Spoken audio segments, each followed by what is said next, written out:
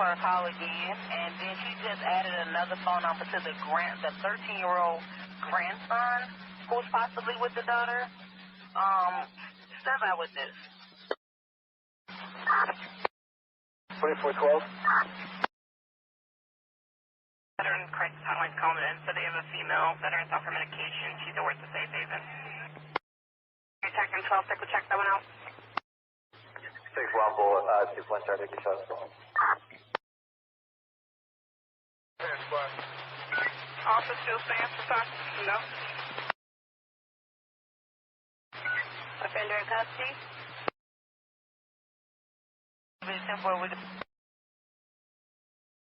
Thanks. Anyone else close by just zero, let me know.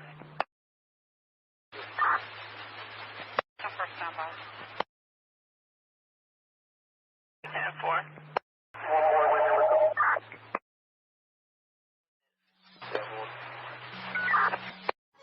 2412. Veteran crisis hotline calling in, so they have a female veteran's off her medication. She's at work to Safe Haven. Detecting 12, take a check that one out. 6-1 bullet, 2-1 start, take a shot.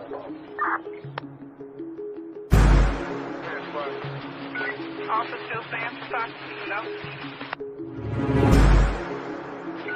Offender in custody?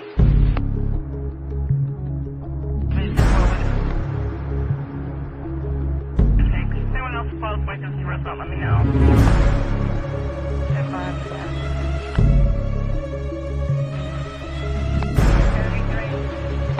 33. I'm going to supervisor now that I have a case report. 1830. Possible Sheridan and Wilson.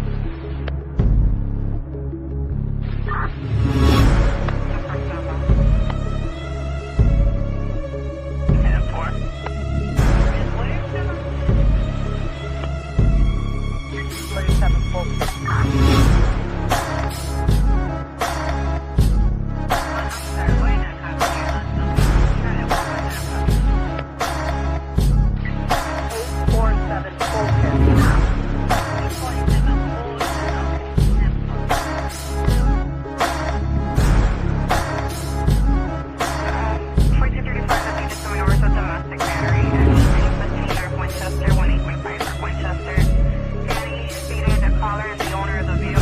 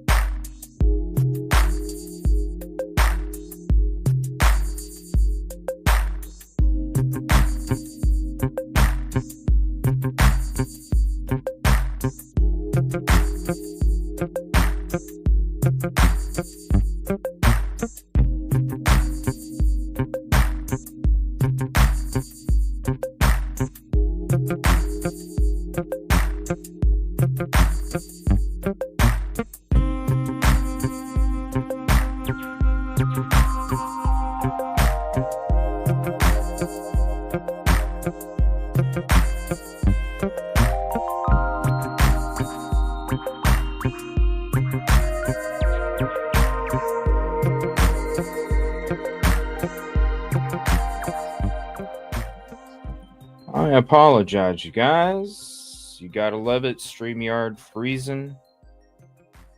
As always, gotta love it. But thank you all for being here. Give me 1 second. So I do apologize. I do apologize if there is.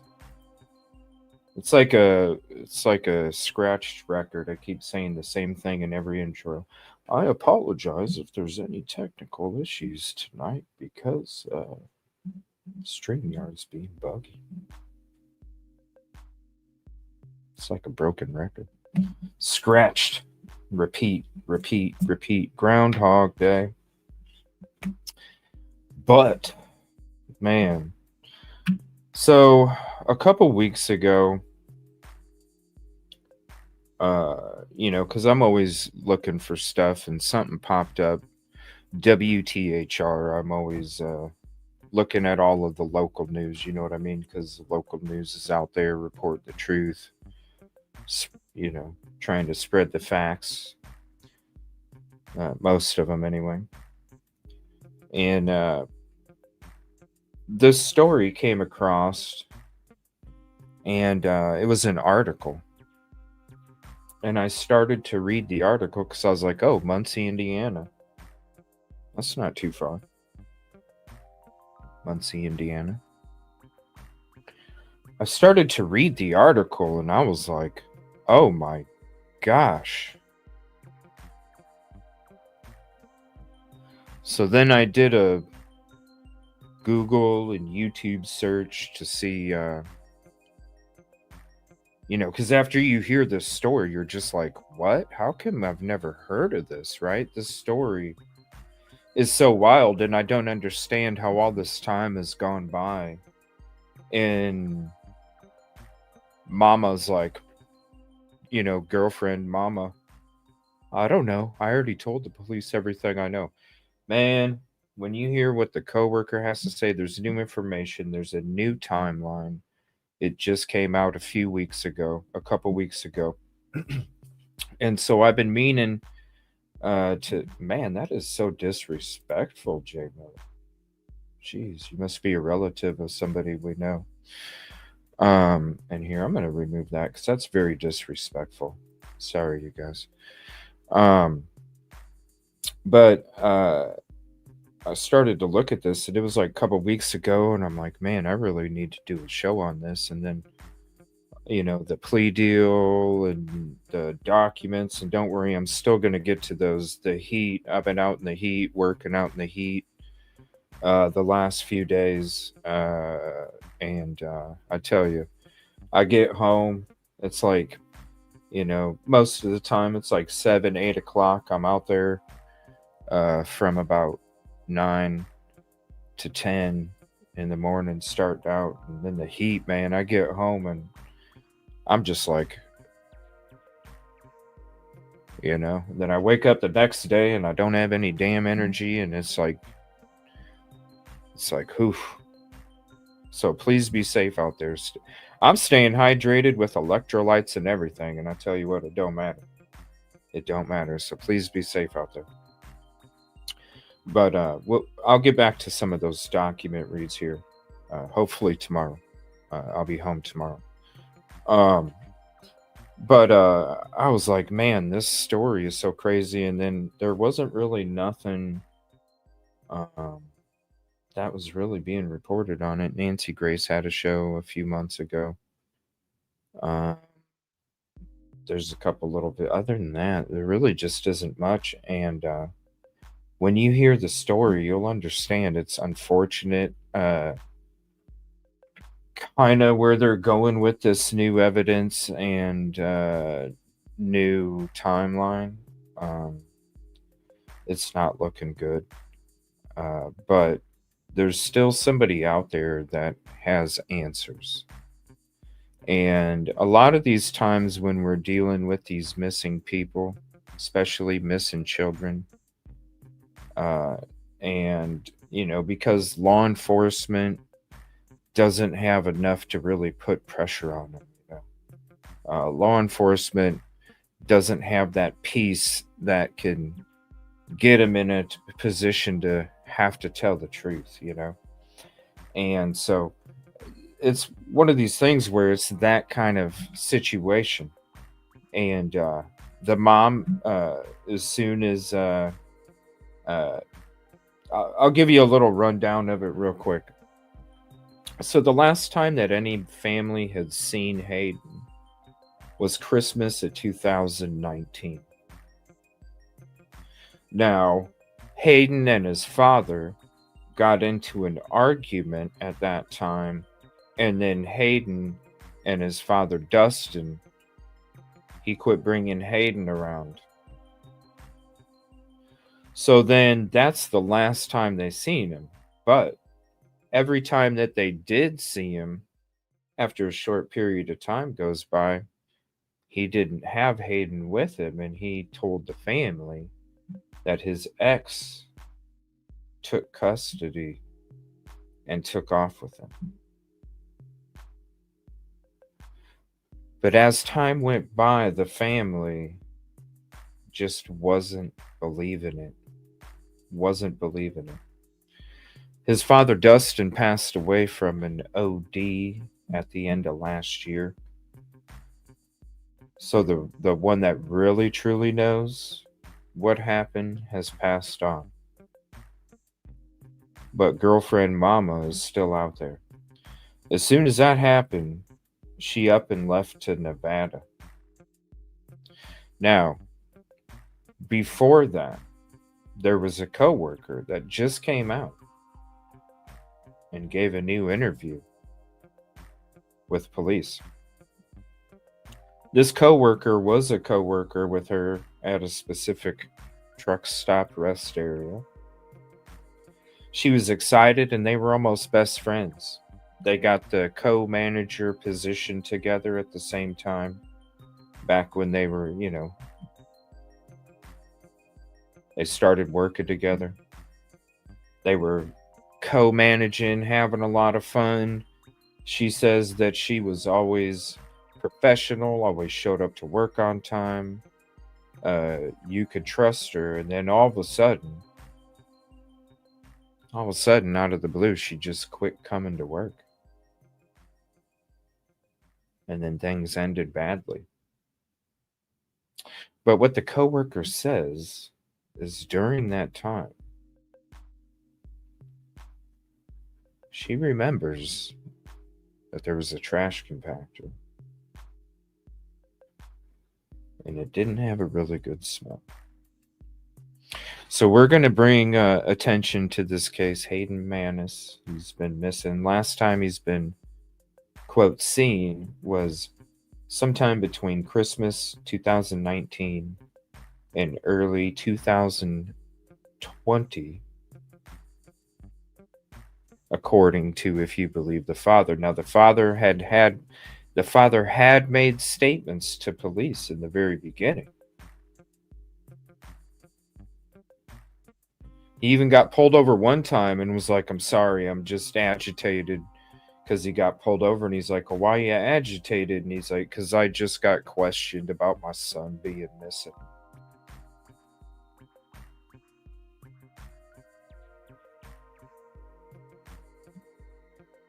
Well, they found out that he ended up lying to him. He wasn't being honest. He wasn't being truthful.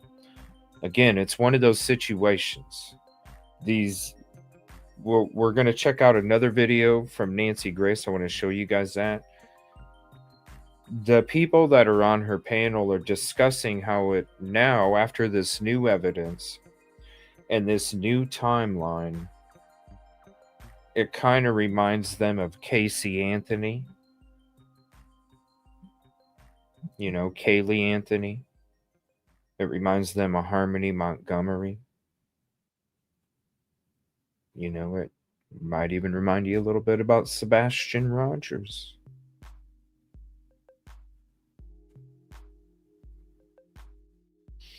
So we're going to get into that. You're going to hear what they have to say as well.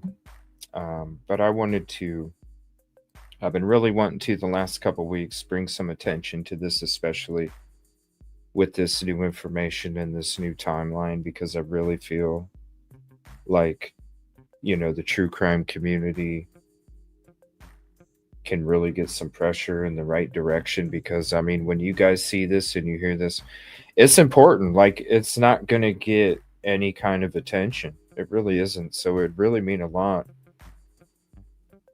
to share it out to your social links, really. Because, I mean, you can even see right here, you know, it's just a couple people. It's not really going to get that attention. But when you see what this story is and how this person is still just walking around carrying her 20-ounce pop with her keys, walking into work like it's another day when she knows what the hell took place. It's really messed up, and he's such a cute kid too. Especially with that, you know, with that little cowboy hat and that John Deere sweater. Come on now. Come on now. This kid deserves it.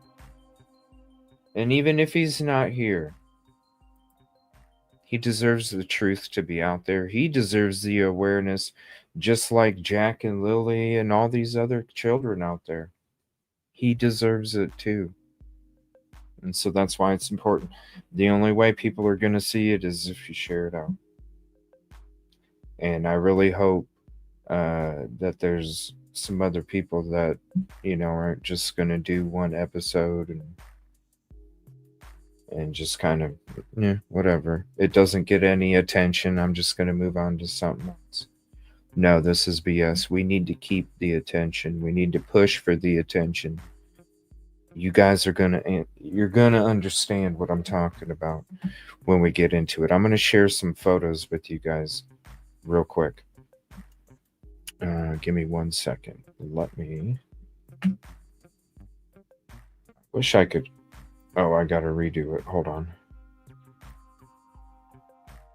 All right. So this is the phone number. StreamYard. Oh my gosh.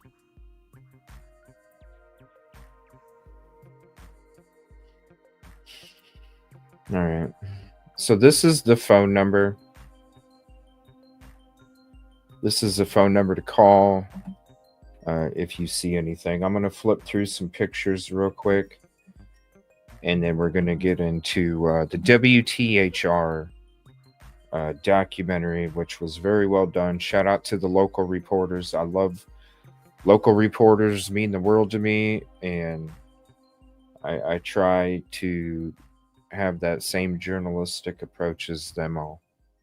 And that's why it's important to me to maintain and always stay the same. All right, I'm going to share some photos with you. Also, I got the banners. If anybody would like them sent, just send me an email or send me a DM on any of the platforms at EvilleCJ. If it's email, EvilleCJ@gmail.com. And share those real quick. I've got a couple I can send out, so you can share those out too.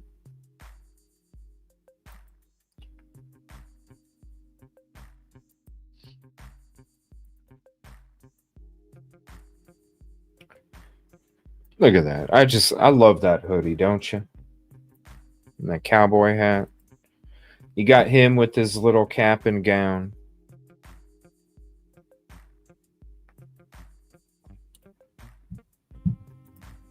And then he's sitting there at the zoo.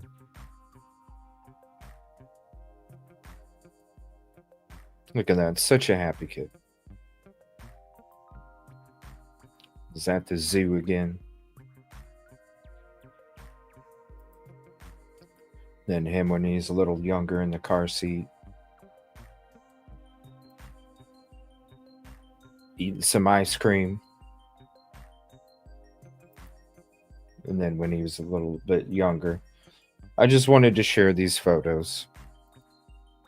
And then him and his mom. Dustin's girlfriend. And then that's him and his dad. That's his dad, Dustin, when he was a little baby. If you have kids, I think you can remember that time back then.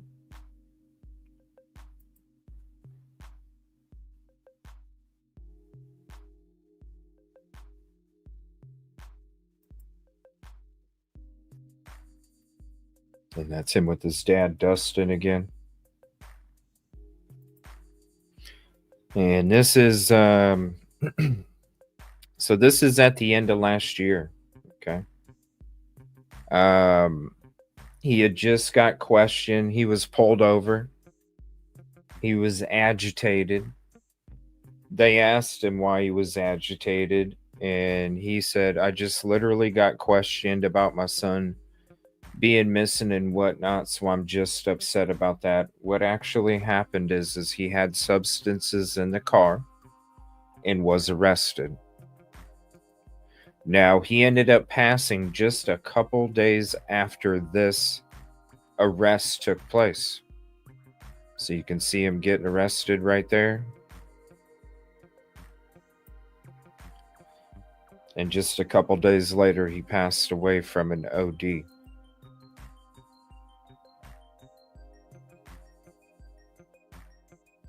Blackford County Sheriff's Office. This is the mom. And this is why this needs so much attention and why I'm asking you. Normally, I'm not asking or even concerned about how much the attention I get when I'm reading documents or something like that. But when it comes to this lady right here is out there being able to live a normal life when she knows what the hell happened to Hayden.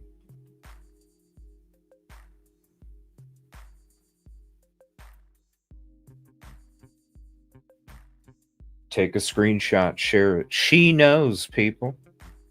Just wait. You're going to see when WTHR, they actually flew to Nevada, tracked her down. Yes. The mama girlfriend.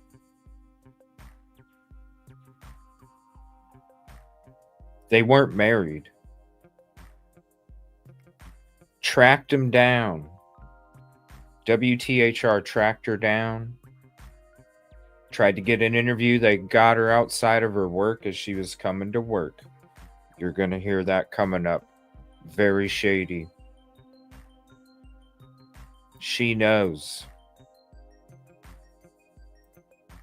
This is the house that they were living at.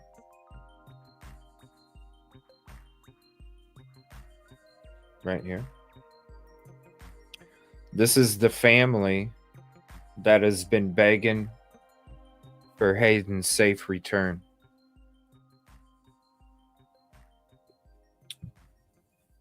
Prayers for them.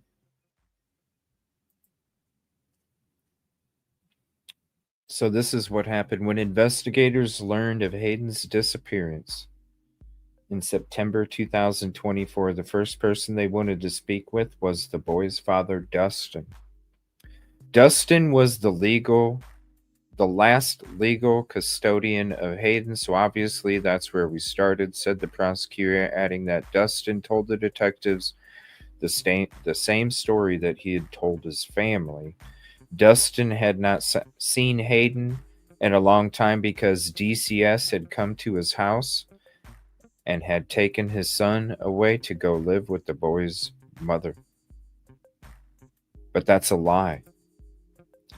This is the investigator that is working on the case. This right here. So when it comes to the girlfriend mama, that's the one that was working. The one that I just showed you a picture of is the one that was working at this truck stop. And when you hear what the coworker is saying, this is what she's talking about right here.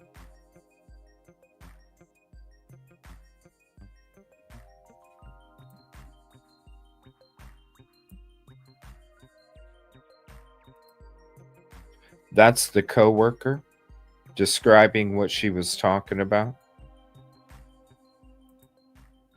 And then this is the interview when they were interviewing her. All right, now let me share this with you real quick. And I'm going to read a little bit here. Hold on.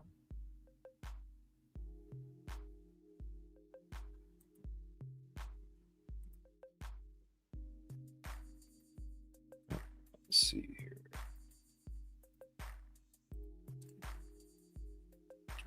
Okay, so that... Whoa, it just went weird. All right, so this is the story.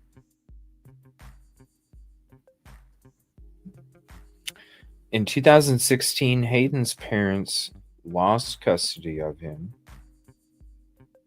after drug tests revealed they had been using Coca-Cola. Back in 2016, the same year, police discovered Hayden and his father in a motel room filled with H. His grandparents last heard from him at Christmas in 2019. Despite numerous attempts to contact the parents, they received little response other than assurances that everything was fine. In 2022, Hayden's father, Dustin Manis, claimed that CPS had taken his son, but it was later confirmed that CPS had never removed Hayden from the home.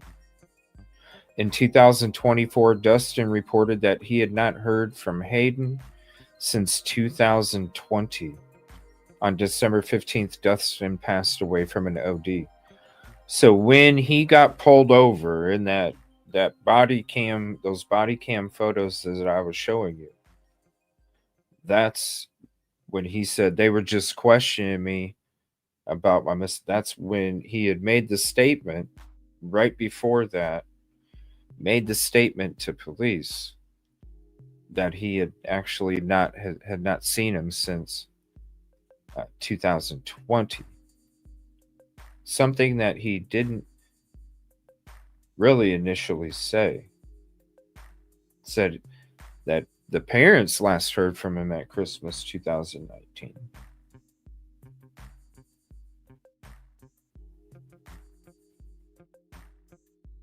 So they're saying that the new timeline is sometime in early 2020, could be last seen January 11th, 2020. But they don't necessarily believe the father because the father had lied already. And so they're just saying that is last seen. All right, a little bit of background. The last time his grandfather saw 4-year-old Hayden Ian Lee Manis was Christmas Eve 2019. The occasion was a family gathering at his grandmother's house in Muncie, Indiana, where he was described happily running around and opening presents. Hayden was there with his father, Dustin Manis. The two would never attend another family event. Remember, they got into that argument. Hayden was born May 15th, 2015. He already had lived a life of upheaval, which was believed by his bright eyes and big smile. At just 1 year old, he was removed from his parents' custody because of drug tests showing they were using Coca-Cola. At just 1. The same year, Dustin was discovered in a motel room with Hayden, with H openly in the room. The Department of Children's Services in Indiana removed Hayden, placing him in the custody of Dustin's father, Gary Mathis. The two became close, and Pawpaw said Hayden was a good kid who never gave him any trouble. He just wanted to be loved, be around all that crap. Hayden liked best to shadow Pawpaw, whatever he was doing. But these happy times were about to end. After a year and a half in 2018, Dustin completed his court-ordered probation and treatment and petitioned the court for custody of Hayden's mother, Terry Williams, was allegedly in prison for charges of drugs. Gary Manis pleaded for them not to take Hayden away, to no avail. The court ruled in Dustin's favor and DCS did not object. Hayden was then not quite 3 years old. That was in 2018. Now the co-worker to the lady comes in and pretends to be, and then you'll hear what takes place. During 2018 to 2019, the extended family saw Hayden and Dustin fairly often, though the visits became less frequent over time, probably because he was using again. So he got through the program, was able to get custody back, and then obviously, as time goes on, you're starting to use. When you're using, you're not hanging around your family as, eventually not at all, because you are using so much at that point that that because they know there's no way that they can hide it. They might fool you. But it gets to a point where the family already knows. They're like, yeah, they're high as shit. And so, So, let me see here. So, during 2018 and 2019, the extended family saw Hayden and Dustin fairly often, though the visits became less frequent over time. Dustin's mother, Leanna, passed away in 2019. She and his father were not together. If she and Dustin were close, her passing would have been a blow. Perhaps it affected some of the subsequent events, including his ongoing addiction struggles. It is alleged that Dustin and Gary had a fight, which may explain why his visits tapered off. After Christmas 2019, they stopped Hayden's aunt Chloe. There was a period they stopped. Hayden's aunt Chloe posted on Facebook in 2024 that Dustin thought they were trying to get Hayden away from him, and that was why he stopped in-person contact. So they probably were like, dude, we know you're using again. Give them back to us.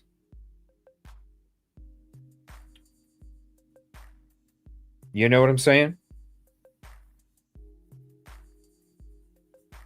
You're using again, give them back to us. When you look at the previous history of what was taking place before they the whole reason Hayden was taken away, I'm guessing, maybe the same thing had happened. Shit was laying out all over the place. He got into it this time on accident. He was a little older now. Family members described Dustin as gentle and good with kids. However, the fact remained that he had a history of addiction. The lack of contact was worrisome for his relatives. Texts were exchanged with his aunts, who frequently invited and even urged him to come with Hayden to family events. Dustin would respond that he would try, but the two never came. Dustin moved out of Muncie in 2021 and stopped responding to texts. That's in 2021.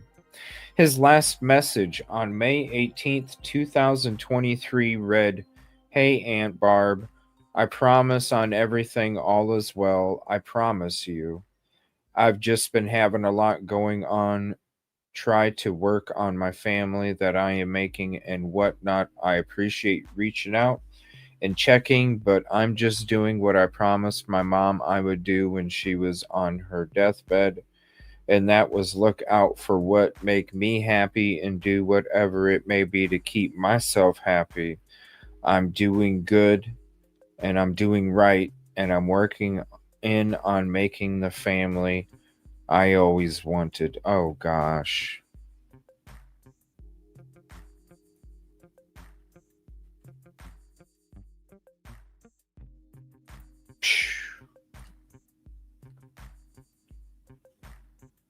No, I don't think he, in my personal opinion, Busby. And here, let me put the question up if people can't see it. Hold on. What I think, Busby, took place is, you know how like before Hayden was taken away,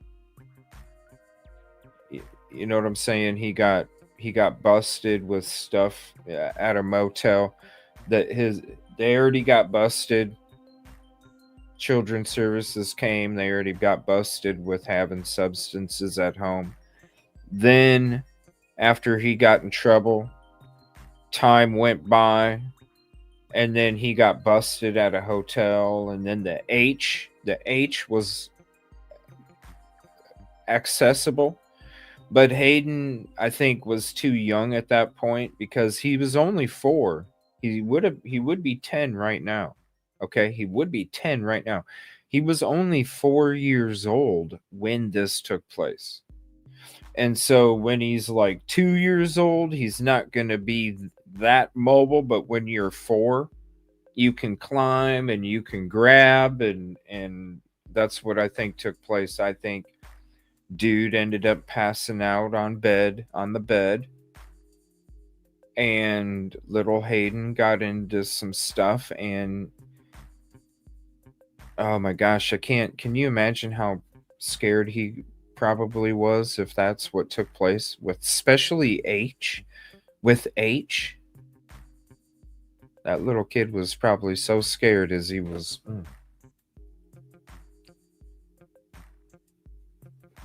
I mean, there is hope. There is hope. But when it comes to what the investigators are saying, it doesn't look good. Yeah, it doesn't. At one point, Dustin was living in Eaton, Indiana. He also lived with his girlfriend in a house in Muncie owned by her father. Hayden should have been with him, but neighbors have said they saw 2 girls, but they never saw a boy child outside. That's why that last comment about I promised my mom I would make the family. It's horrible. Neighbors never saw a boy outside the house, just 2 little girls. In September 2024, Dustin's two great-grandmothers happened to meet in a store in Muncie. During the course of their conversation, it came out that one of the great-grandmother had been told by Dustin that Hayden had been taken again by DCS in 2022. So there's another lie. He told one of the great-grandmothers he got taken in 2022. He told his family that he got taken in 2020. Right. This contradicted the message from Dustin that everything was fine and Hayden was fine also. Because he wasn't. The neighbors never saw a boy. Concerned, the Manis family contacted the state as well as the police. DCS said there was no record of Hayden having been removed since he had been released to Dustin in 2018. Thus began a police investigation into Hayden's whereabouts.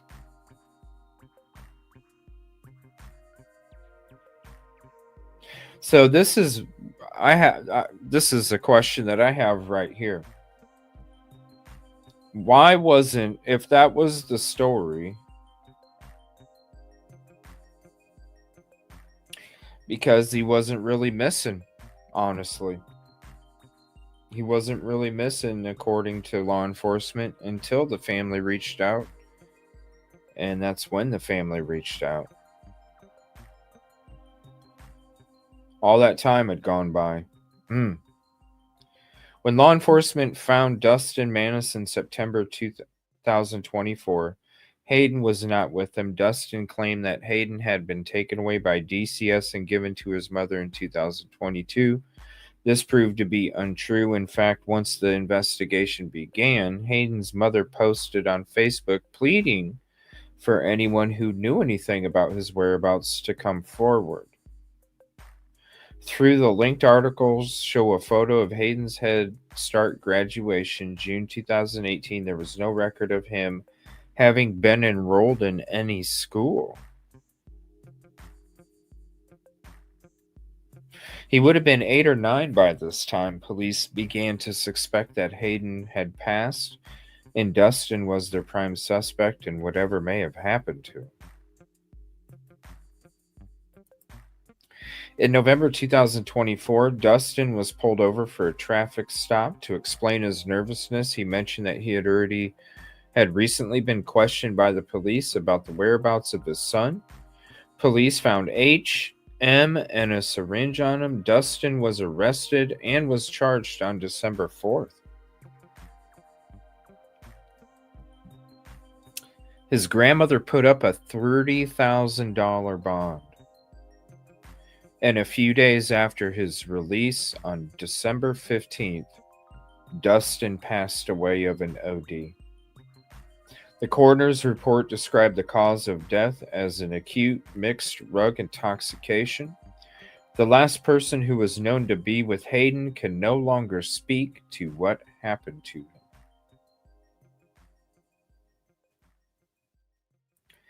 Well, I don't know if that statement's necessarily true after this new information, because the other girlfriend mama, fake mama, yeah. Police searched houses where Dustin was known to have lived, including the use of cadaver dogs. This includes a house where Dustin lived with girlfriend Crystal Hall and her daughters. Crystal Hall is the lady that you saw. Her father owned the house. Father and daughter have been interviewed but deny any knowledge of Hayden. I don't think so when you hear this new information.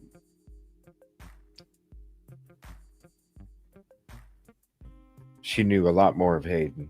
They moved out of state in 2021. Police are continuing the search for Hayden and went public with the story in February 2025, just a few months ago. They believe Hayden went missing in 2020. There were reports that a witness saw him in January, which is listed as his date of disappearance on NamUs and the Charlie Project. Muncie Crime Stoppers posted a $1,000 reward for information leading directly to the discovery of Hayden. To this day, Hayden remains missing. His family are coming to believe that he is no longer alive, but they continue to search, wanting to know what happened to him. As for law enforcement, the Delaware County prosecutor stated, "There are very few days I come to this office and I don't think about Hayden Manis. This case is on my mind, and it's on the investigators' minds on a daily basis. We're not going to stop until we get an answer. We need to know the truth." Now, here's some theories. A person connected to the Manis family made a lurid post on Facebook about what happened to Hayden. Abuse and an unaliving that happened during the time he lived in Muncie with his girlfriend. She alleged that Dustin confessed this to law enforcement. None of this has been corroborated. She posted it on social media, and police asked her to take it down. County Prosecutor Hoffman appeared on Nancy Grace's show, February 2025, which is one we're going to see tonight, and agreed that there is a report that Hayden was abused, unalived, and his body was dumped. It has not been verified. Hoffman did say there are haunting aspects to the case. Now, when you hear the investigator, how come you feel that it's like Casey Anthony? Just because there's certain parts of the case and evidence to show that. I can't tell you why. So when it comes to this person that put that out, it sounds like it's legit, even though it can't be for sure. That he was abused, unalived, and dumped. And then when you hear what the coworker says,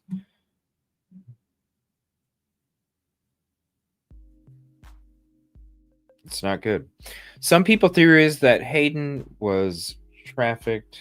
I have not read any solid theories about this, and I honestly don't think that either. But you never know. It's not going to be the first time we wouldn't hear of some kind of huge substance problem and trades, unfortunately. But to me, it seems like most likely that Hayden met with an accident while in Dustin's care, and that's what I don't think he was. He could have been abused and whatever.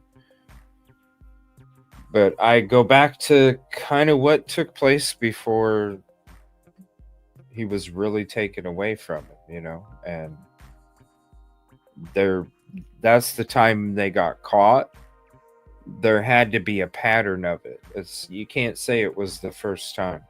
And if it's a pattern, then it probably happened again. That's just me.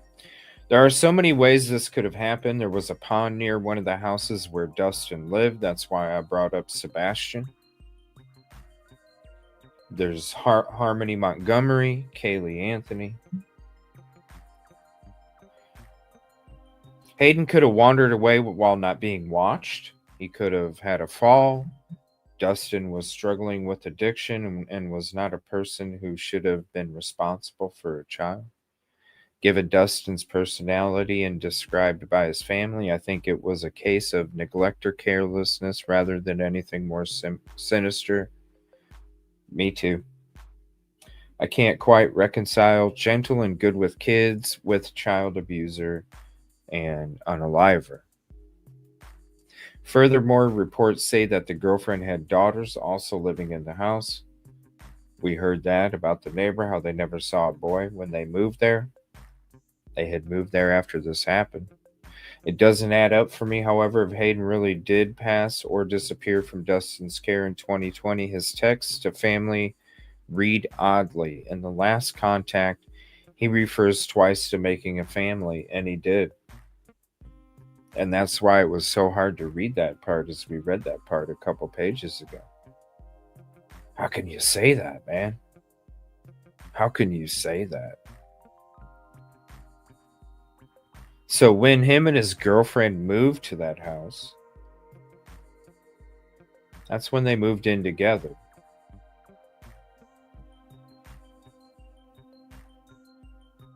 But she was, and you'll see with this new evidence, she was over there before. That's why the other neighbors didn't see her with a girl or with a boy.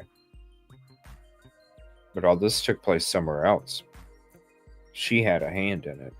Many have criticized Dustin's family for not realizing that Hayden was missing. I don't think this is fair. It should be remembered that COVID lockdown occurred about 4 months after they last saw Hayden. Nothing was normal for in-person contact for the rest of the year. Hell, some areas a year and a half up to 2 years. Nothing was normal for in-person contact for the rest of the year. The family did continue to reach out. One aunt says that there was an invitation every month. Then the following year, Dustin moved out of town. That must have been when it got too hot. The bigger question for me is why Hayden's mother wasn't seeing him. She lived in the area, and when the investigation began, she made a plea for information on social media. However, it happened. It is so sad that this little boy with a big smile almost certainly came to a tragic end. Still, though, the timeline is old, the investigation is new. Perhaps someone will come forward with vital information so Hayden can have justice and Hayden's loved ones can have peace. Anyone with information about Hayden Manis can contact the Delaware County Sheriff's Department Investigative Division at 765-747-7881. Crime Stoppers can be called at 675-286-4050. And when Dustin has custody and the mom isn't pushing, then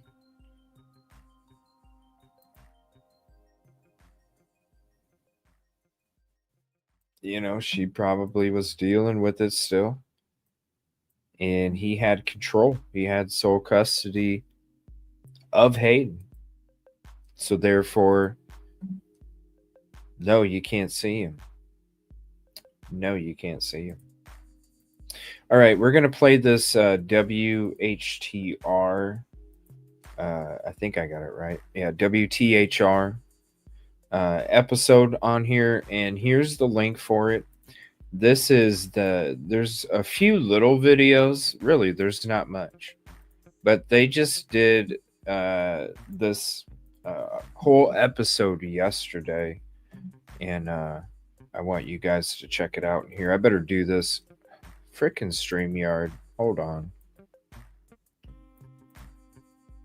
I better do this so I don't get in trouble.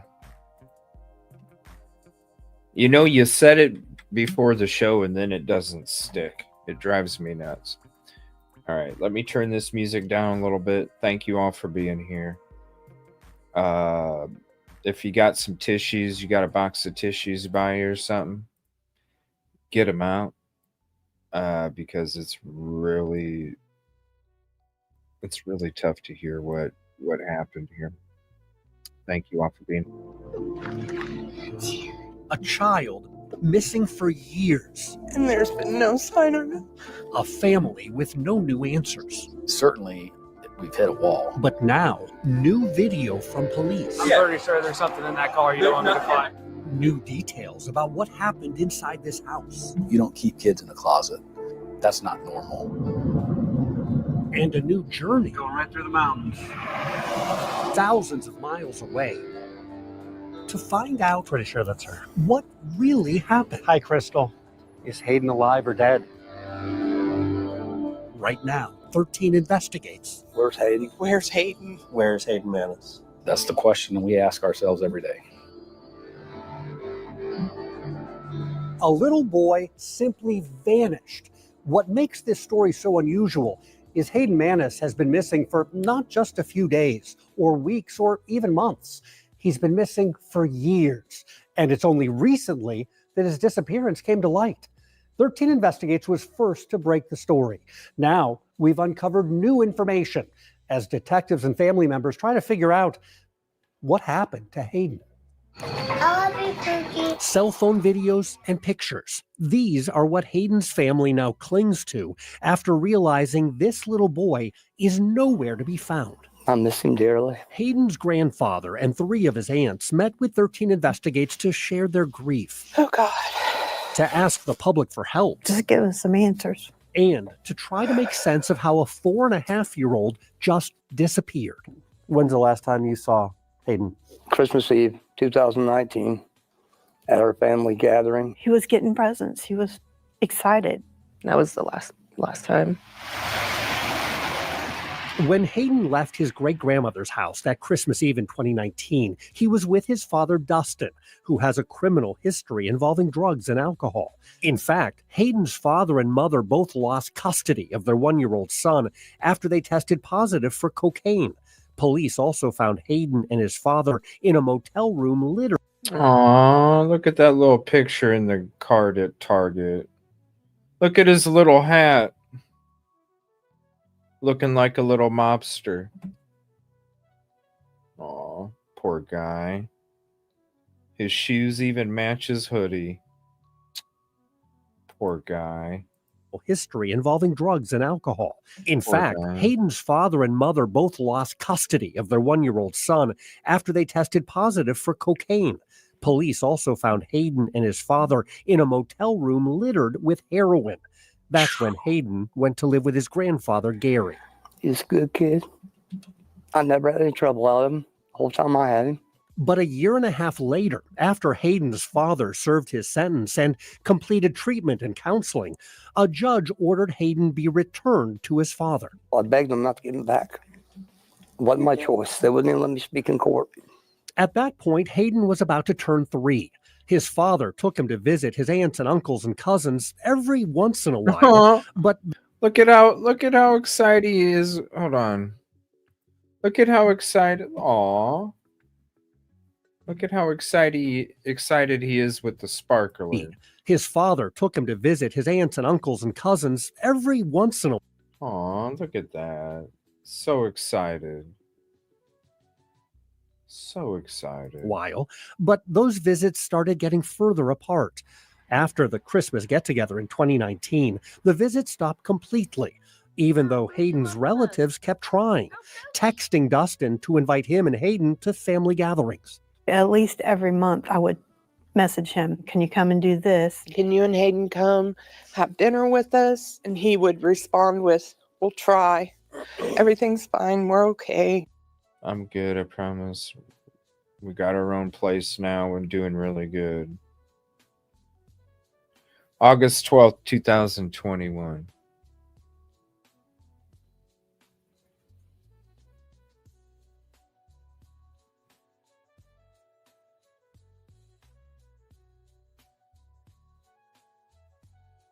Gosh. Hayden's fine. We'll try to make it, but we never did get to see him. He never came. And that's how things were for years, until this past September, when some of Dustin's family members discussed not seeing Hayden in a long time and started getting suspicious. They asked police to check on Hayden. Police found Dustin, but not his son. And the story Dustin told police did not add up. That was months ago. And today, Hayden is still missing. Where's Hayden? Nobody can come up with Hayden. The last person that was responsible for him couldn't provide any information about where he was. Mm. And that's when we realized, I think.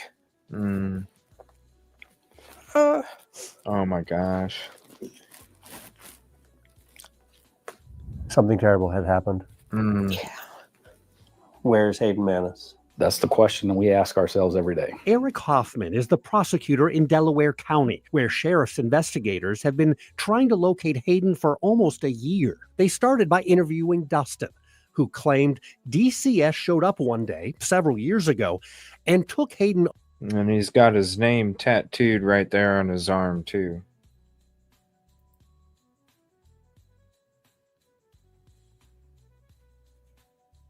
You know, it makes you wonder, like,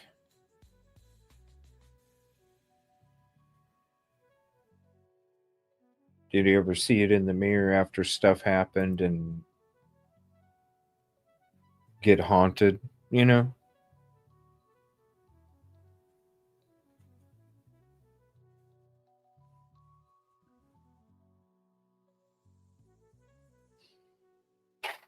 You know, and away to go live with his mother.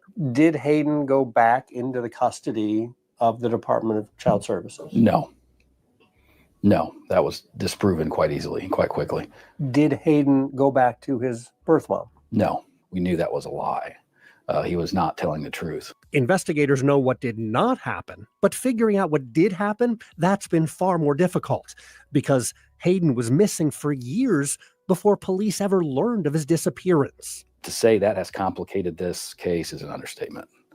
To get the call in 2024 that you've not seen a child since 2020 is a huge hurdle. And that's not the only challenge for detectives. In November, Muncie police arrested Hayden's dad on more drug charges after they found Dustin with heroin and meth. He spent a few weeks in jail before posting bond. 4 days later, Dustin Manis died from a drug overdose. Just because Dustin Manis is dead does not mean the investigation is dead. We're still going forward. 13 Investigates has learned detectives have searched this Muncie house and removed potential evidence from inside. So there's the house. That's a pretty big house, too. It's like a two-parter. That's a huge house. Look at that backyard. Look at that yard. Learned detectives have searched this Muncie house and removed potential evidence from inside. It's the last place Hayden was known to be living with his father and his dad's former girlfriend. Detectives interviewed that former girlfriend and some of her family members before they moved out of state late last year. No one has been able to lead police to Hayden, and no one has been charged in his disappearance. How can something like this even happen? How can a little boy just disappear and no one knows where he is or what happened to him? It's true, like COVID, I know, look at all those woods, right? I know. Let's play that again, that clip of the house. What's up, Show Poodles? Thank you for the ticket number. It's a lot of woods. Yes, heartbreaking all around. For real. It's a huge house, man. Investigation is dead. We're still going forward. 13 Investigates has learned detectives have searched this Muncie house and removed potential evidence from inside. It's the last place Hayden was known to be living with his father and his dad's former girlfriend.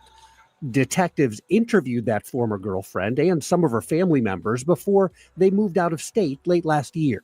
No one has been able to lead police to Hayden, and no one has been charged in his disappearance. So they moved in with her dad, right? They moved in with her family. That's why there's two separate houses. And then a common area right there. There's probably like a indoor porch, a garage, and then one house over here, one house over here, and you can walk through it all. But I don't think there would be any evidence right there. I think the evidence would be somewhere else.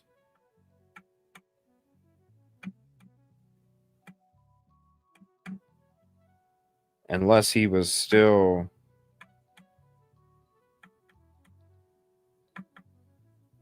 Because the neighbors never reported seeing a boy. So it's almost like they moved in after it happened. I don't know. We'll see. Potential evidence from inside. It's the last place Hayden was known to be living with his father and his dad's former girlfriend. Detectives interviewed that former girlfriend and some of her family members before they moved out of state late last year. No one has been able to lead police to Hayden, and Yep, they bolted too. no one has been charged in his disappearance. How can something like this even happen? How can a little boy just disappear and no one knows where he is or what happened to It him? is true about the COVID thing, though. The COVID, right before COVID, 2019 was when the fight happened at the Christmas. 2019, COVID mandates were literally coming just a couple months later. And then the mandates were around for a year, year and a half, some places 2 years they encouraged. But especially that first year.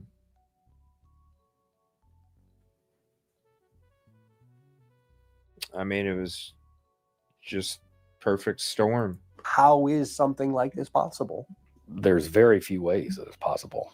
An adult can disappear. Kids aren't like that. Kids don't have passports. Kids can't travel. Kids Hayden's age just don't go somewhere. A child can only go missing in very few ways, none of which are voluntary. You suspect something terrible has happened. Yes. Do you think Hayden's alive? No, I don't. I don't think he's with us anymore. No, I don't believe he's alive. I do not know. Not after talking to the police, I don't. The family says since the investigation began, they've heard stories that Hayden was badly abused and neglected inside this house before he went missing. I just hope it isn't true, what he went through. Things you've heard are incredibly disturbing. Disgusting. Horrifying. Detectives and the prosecutor are not releasing specific details of the investigation. Wow.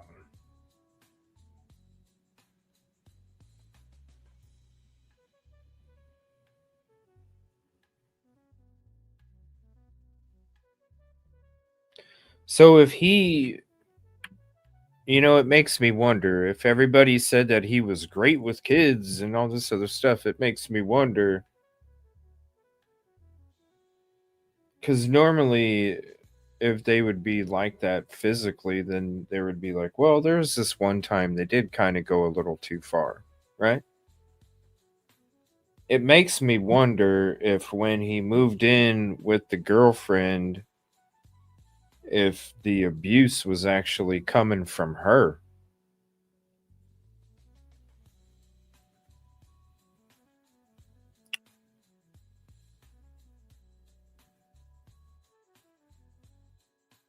Interesting. What we've heard has been shared with police is pretty horrible details and information. I would agree. It's haunting. It's definitely haunting, some of the facts in this case.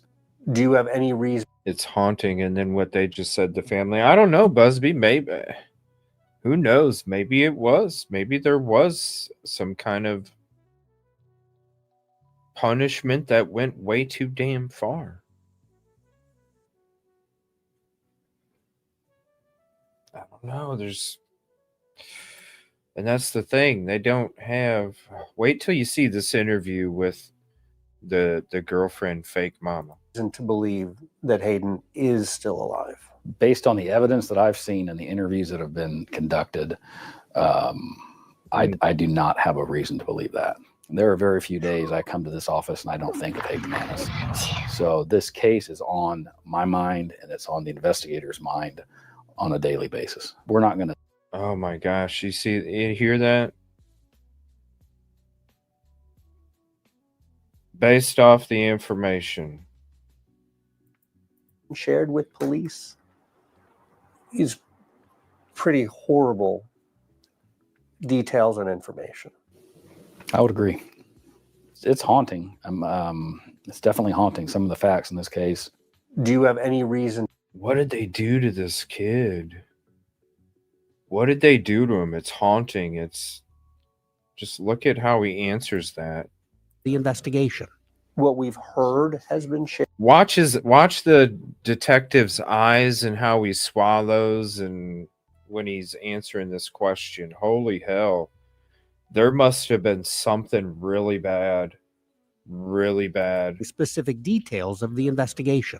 Well, Miriam, that's what I was thinking at first, but I didn't know that this abuse was like this. I didn't watch the investigator's face when he answers that. It'll tell you everything. Oh my gosh. I can imagine. Just watch his eyes and his swallows and how uncomfortable he is when he's being forced to remember everything that he saw and read and heard when it came to,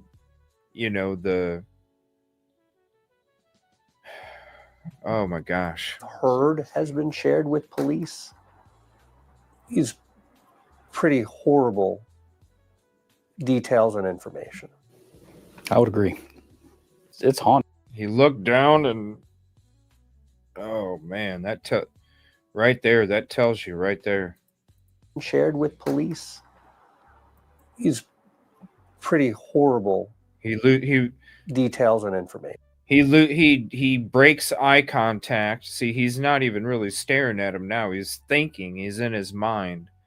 And then watch him look down like he can't even look straight ahead. See how lost he is now?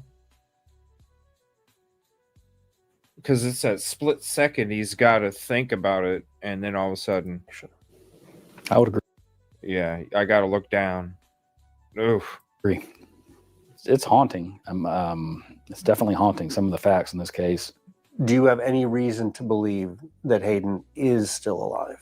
Based on the evidence that I've seen and the interviews that have been conducted, I do not have a reason to believe that. There are very few days I come to this office and I don't think of Hayden Manis. So, aw, best don't rest. Man, it's so sad. This case is on my mind and it's on the investigator's mind on a daily basis. We're not going to stop until we get to an answer. We need to know the truth. What is the truth? Well, 13 Investigates has discovered new details. I did fail that little boy. You don't keep kids in a closet. What do you think that smell? What? They kept him in the frickin' closet? They kept him in the damn closet?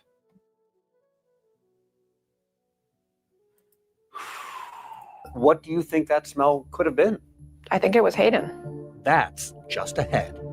That's the coworker that was pointing to the trash compactor.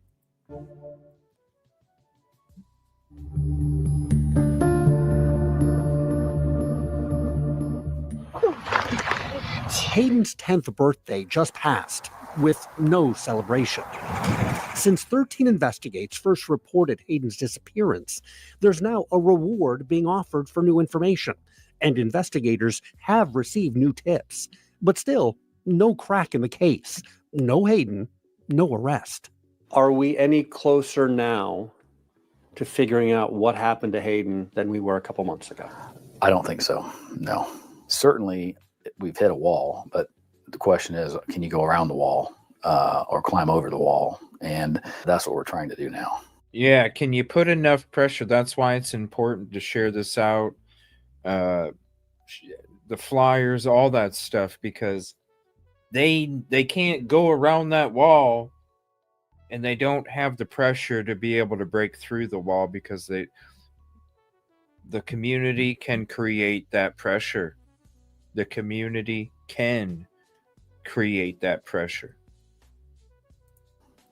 While investigators look for more clues, 13 Investigates has discovered new information about the timing of Hayden's disappearance and about the people who might have been the last to see him alive. Do you have a driver's license? I do have a driver's license, yes, sir. Okay. 13 News obtained this video of Dustin Manis from November, just a few weeks before he died. For the first time, 13 Investigates can show you Hayden's father pulled over for a traffic stop in Muncie, And this new police body cam video shows he's nervous. Nothing illegal on you? No, Dustin, is there anything illegal inside your car? no. Okay. No methamphetamine, marijuana, heroin, any weapons you shouldn't have? When Dustin tells the officer he does not want him to search the You see how he kept looking away when he was answering? cam video shows he's nervous. Nothing illegal. Yeah, he's looking away. No. Illegal on you? No, Dustin, is there anything illegal inside your car? no. Okay. No methamphetamine, marijuana, heroin, any weapons you shouldn't have? When Dustin tells the officer he does not want him to search the car he's driving, suspicion grows. Dustin, I've been doing this a long time. No, bud. I understand. Okay, I'm pretty sure there's something in that car you don't want me to find. Okay, because I mean, I stopped you for a traffic infraction and your stress level is way up here. That's when Dustin tells the officer why he's so nervous. I just literally got questions about my son being missing and whatnot, so I'm just upset about that. He also admitted there might be a little bit of drug residue in the vehicle. Police searched it and found methamphetamine. No more than residue, right? Yeah. Dustin, I told you the entire time you got something more in there. There's a little bit of heroin in my pocket and a syringe too. Turns out Dustin's claim that he had no Wow, he had it in his pocket too. drugs, yet another example of him making up a story that was not true, just like the story he told about DCS taking away Hayden. There's a lot of inconsistent information. It's a difficult investigation. Still trying to put together the time frame? Yes, and that's an ongoing task, and it's quite difficult. Again, we're working backwards 4 years, and it's literally like chasing a ghost. But the timeline of Hayden's disappearance is now a little more clear, thanks to new tips and interviews obtained by 13 News. You might remember, Dustin's family members say the last time they saw Hayden was at a family gathering on Christmas Eve 2019. He was getting presents. He was excited. And this poster asking for help in finding the missing boy from Muncie says Hayden was last seen just a few days later, in January 2020, according to the National Center for Missing and Exploited Children. But 13 Investigates has discovered Hayden was actually seen months later at this go-kart track near Newcastle. That tip came to 13 News from a woman who says she was at the track in late August 2020. Okay, now, this is what's important. Now, I don't know how you can for sure guarantee that this is a sighting, because we see all of the sightings that go on with all of these, and look what happens. Now, we're talking all of this time has gone by. 4 years have gone by. This wasn't known, and it wasn't even started being investigated until the very end, literally eight months ago.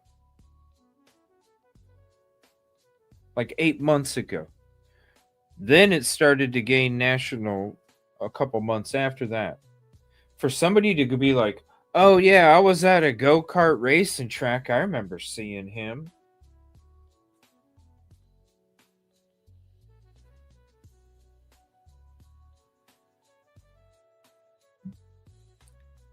So who knows? We'll see.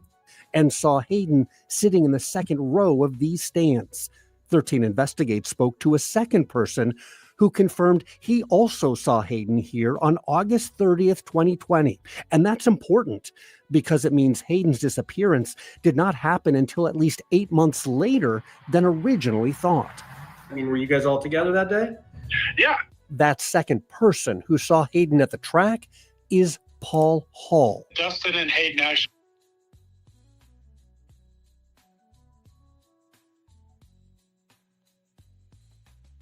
So Dustin and Hayden lived on his property. It's kind of funny we're showing him with a guitar, right? Promotion.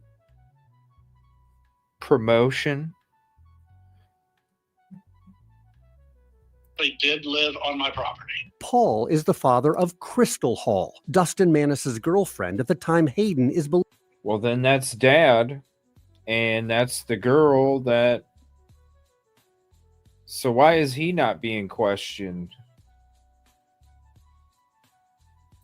See, it's sketchy. You see what I'm saying?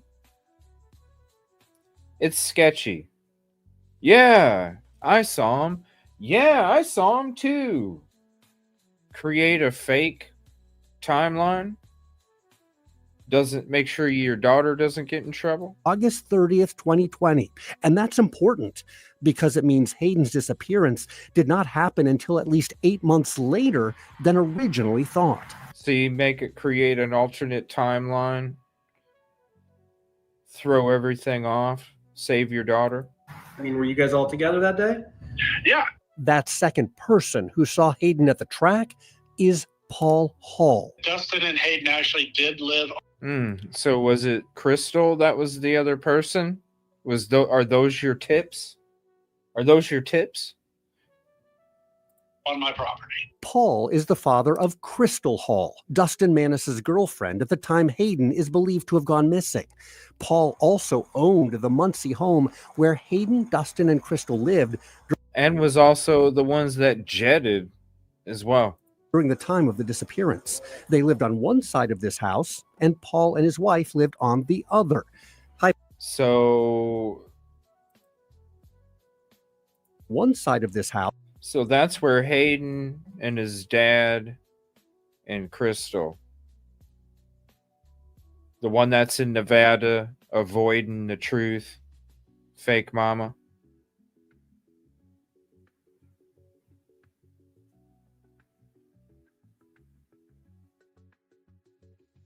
Looks like they got the better section than the other one. I would have had them stay over on the other side. Shit. And Paul and his wife lived on the other.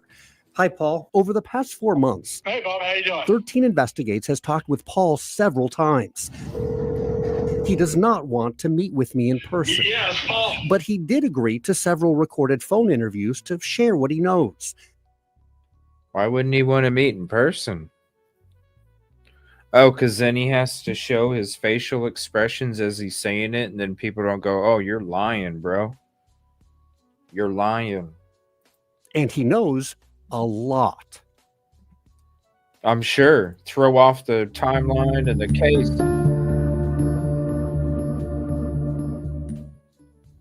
You know, Hayden actually called me Mr. Grandpa while he was there. I babysat him several times. Tell me about Hayden, about this little boy who lived in part of your home. He was a pretty smiley guy. You know, he did have some what I would call behavioral challenges. Well, yeah, look what he grew up with stuff all over the place. What the hell? What do you expect?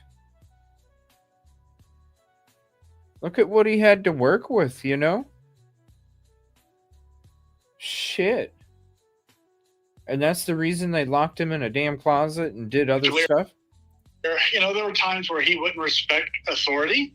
But other than that, he seemed like a normal, adjusted little boy. At one point, Hayden is living at your house, and at another point, he's not.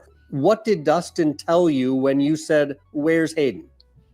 That the mom had a DNA test done, and that Hayden was with his mom. At the time, did you think anything odd about that story? No, you know, I didn't. And I'll tell you, it torments me every day now, Bob. No, I didn't. I'm sure it does. You know, Bob, it was my job to protect that little boy. I just never thought, you know, that I would have to protect him from his own father. Paul. What the fuck, dude? We're hearing this stuff about the abuse that was taking place in the home. Are you going to tell me that you didn't know that shit was going down? The investigators like, it's horrific. It's haunting. How did you lived in the same freaking house, dude? Right, Busby, he said, adjusted. Wow. No wonder the dude doesn't want to be on camera. Where's Hayden? That the mom had a DNA test done and that Hayden was with his mom. At the time, did you think anything odd about that story? No, I didn't. And I'll tell you, it torments me every day now, Bob. No, I didn't. Bob, it was my job to protect that little boy. Yeah, okay, dude. Why was it his job? I would have to protect him from his own father. Paul told Bob, it was my job to protect that little. Why was it his job to protect that little boy? Because he knew that the real dad was too effed up?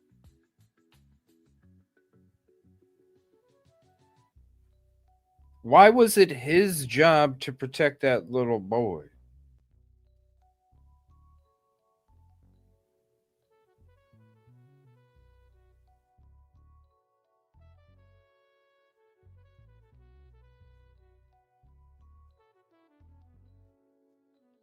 I mean, they already saw the picture of you with your guitar, bro.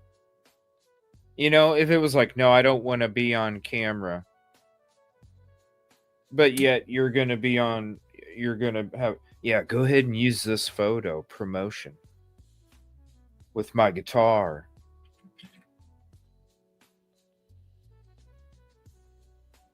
Dude, there's something way more. It's not just Crystal. This guy knows something too. Come on now. Boy, I just never thought, that I would have to protect him from his own father.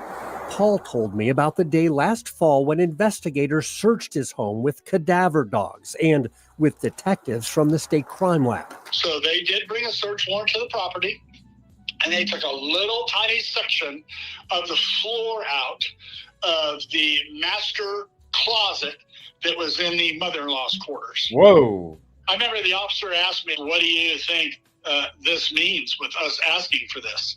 And, I remember answering him. I says, I think that means that you guys think something might have happened to him in my house. How did you? They took a freaking part of the floorboard in the closet? Wow. They actually feel about police searching? That means that there's some pretty damn good evidence to support that. Holy hell. In your home. Absolutely sick and mortified because I just knew deep down that something really bad has happened here. Paul says he tried to watch out for Hayden, even confronting Dustin when a family member contacted Paul personally to express concern that Hayden was being kept inside the house in a dog cage. What? What do you mean, dude? You confronted him. Did you see the damn cage? If he was being kept in a cage, it'd be in the damn house that you're in, man. What are you talking about? What are you talking about?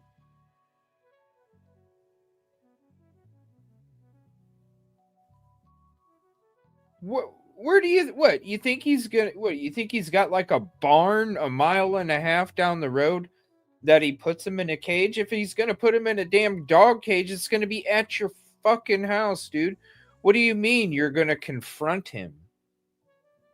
Hey, you better not have him in a cage. Don't worry, we don't. All right, I'm just making sure. What the hell? Asking for this. And, I remember answering him. I says, I think that means that you guys think something might have happened to him in my house. How did you feel about police searching your home? Absolutely sick and mortified because I just knew deep down that something really bad has happened here. Paul says he tried to watch out for Hayden, even confronting Dustin when a family member contacted Paul personally to express concern that Hayden was being kept inside the house in a dog cage. We looked, we never saw any cage, never saw anything even resembling that. We had heard from some family. Yeah, you know why he's saying that? Because if he would have said, yeah, we did see a dog cage back then, they're going to be like, why didn't you call child services?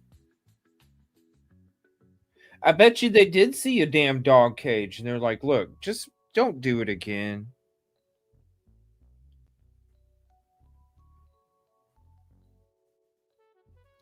Dude, this is so BS. Family members that they heard that Hayden so was BS. locked in a closet for discipline. Did you ever see that or hear about that happening? I think that was kind of confused with the cage thing, because I think that's what happened. I think that Dustin had put him in the closet, which was a walk-in closet, by the way. Still unacceptable. And it was a walk-in closet. You know, we did know about it, but it was a walk-in closet, so it should be okay. Dustin had put him in the closet, which was a walk-in closet, by the way. See, he's trying to justify, dude, because he doesn't want to get the question, why didn't you call CPS? Why didn't you call CPS? Wow. Still unacceptable. And They I believe that enabled was the this. same incident, that somehow it went from closet to cage. And that was the one incident that I had confronted and had the conversation with Dustin about. Our conversation then turned to Paul's daughter, who They enabled that shit. And he's trying to protect his damn daughter and him.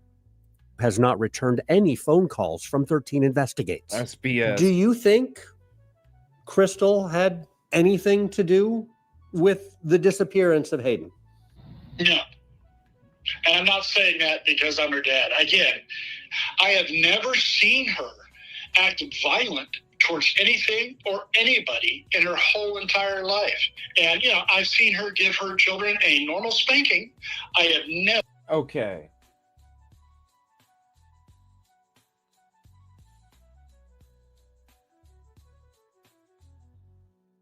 That right there tells you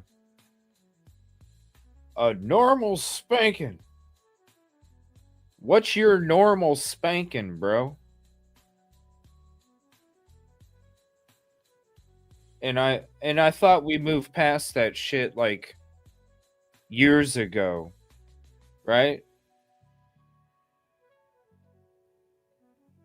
Right. What's a normal spanking? What's your normal spanking, Mr. Dad?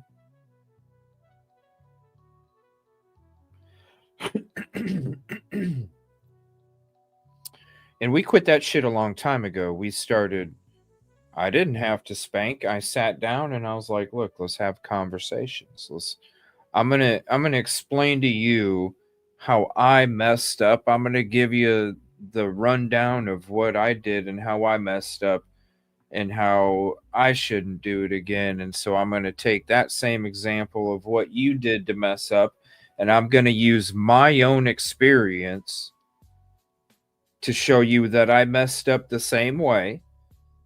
And then I'm going to tell you how I fixed it and what I did in order to make sure I didn't make them, it's knowledge. You share knowledge. If you take something away. You don't need to beat the damn child. Normal spanking. This dude is full of just dumbing shit down because he doesn't want her in trouble. Seen anything. And he doesn't want to be, and he doesn't want, how come you didn't call CUC, Child Protective Services? Everything was normal. It was a normal walk-in closet. Saying that because I'm her dad. Again, I have never seen her act violent towards anything or anybody in her whole entire life. Not even a squirrel. I've seen her give her children a normal spanking. I have never seen anything worse than that. If I thought for 1 minute that my daughter had something to do with what's happened to Hayden, I'd turn her in myself. You've spoken with your daughter. I bet, dude. Because you know what? If that's the truth, you would have noticed something. You would have done something a long time ago. And he probably would have been safe. And he probably would have been able to go back to his fucking grandma and grandpa. Because, dude, if you see the shit happening in your own home, I mean, I'm sorry. You're not, if you're doing a whole bunch of H, you're not going to be able to hide it from somebody you're living with. So there's your sign right there. Shit, dudes on H. What the heck? About what happened to Hayden. What did she tell you?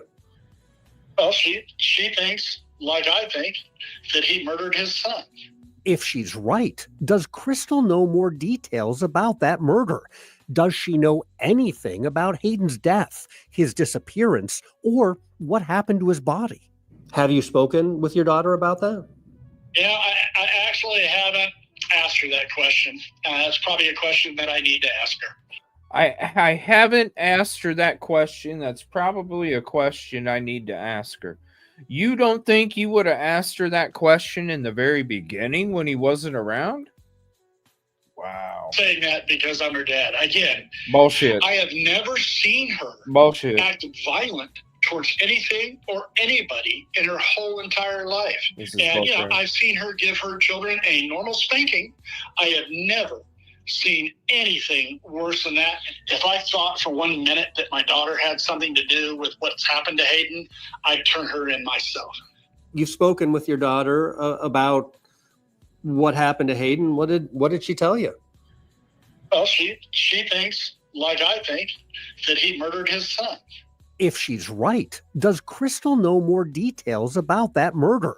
Does she know anything about Hayden's death, his disappearance, or what happened to his body? Have you spoken with your daughter about that? I actually haven't asked her that question. That's probably a question that I need to ask her. He hasn't asked her because he doesn't want to know the fucking answer. He doesn't want to hear her not tell the truth. Because he's going to know if she's lying or not.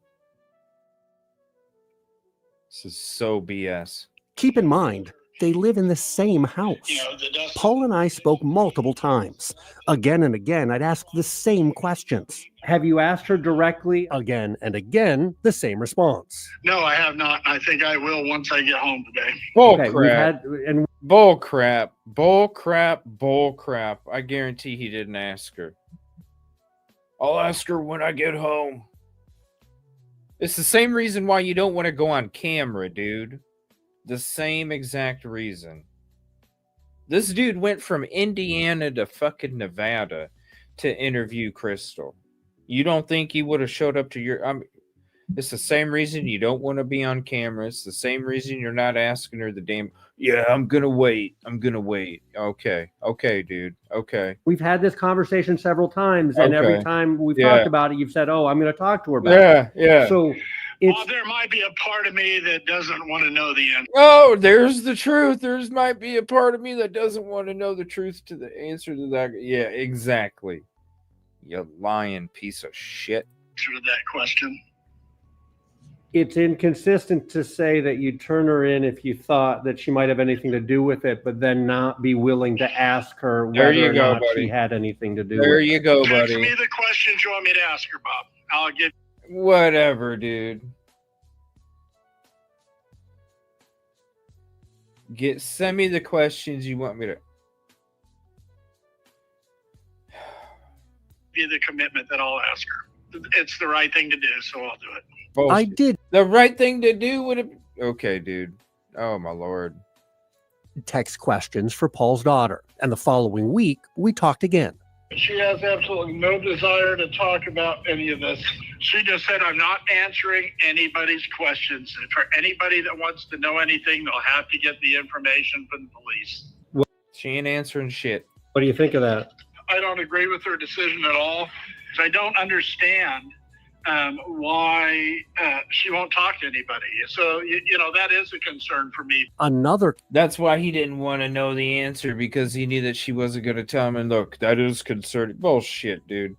You lying ass. Lying. Concern for Paul, what he saw inside the part of the house where Hayden was living after Hayden was gone and Dustin had moved out. After all this happened and I went in there and I saw the damage to the inside of that house, I don't know how I didn't hear the obvious fits of violence that went through there. There were holes in the wall, there were broken doors. Wow. But I found this stuff, out all after the fact.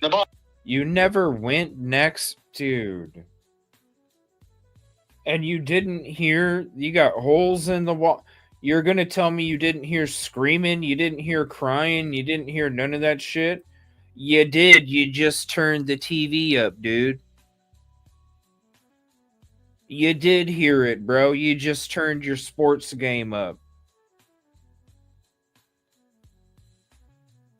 What the hell, man? Dude, you're living right there, man. How? Yeah, Inside the part of the house where Hayden was living. Exactly. After Hayden was gone and Dustin had moved out.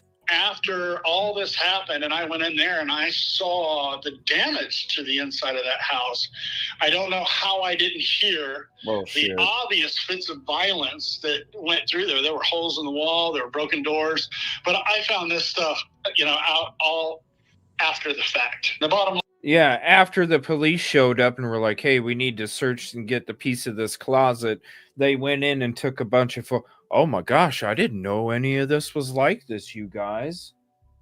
You lying son of a... Linus, I did fail that little boy. Nothing changes that. He was there. I should have seen what was happening. I didn't. I wish I would have, and I wish the whole thing... Give me a minute, will you? Yeah. Fake ass guy. I wish I would have seen it, Bob. Bullshit. I would have You did. I would have died. You could have. Stopping it. If You that's what could it have. would've took. You could have. Is Paul Hall having remorse for not doing something that he knows damn well he should have done? I don't know. We asked the prosecutor to respond to what we heard from Paul. The hell, he said man. some of the statements are troubling. You don't keep kids in a closet. That's not normal. If he knew something, he had a duty to act, and he failed to do so. Exactly. And so when he says he failed Hayden, he did so miserably, as did others. The prosecutor also told me both Paul and his daughter provided detectives with inconsistent and conflicting information. Is Crystal Hall a person of interest in this case? You better believe it. Yes. You better believe it. Why? From the information we've gathered, she's a person of interest in the case. I'm not necessarily calling her a suspect or that she harmed or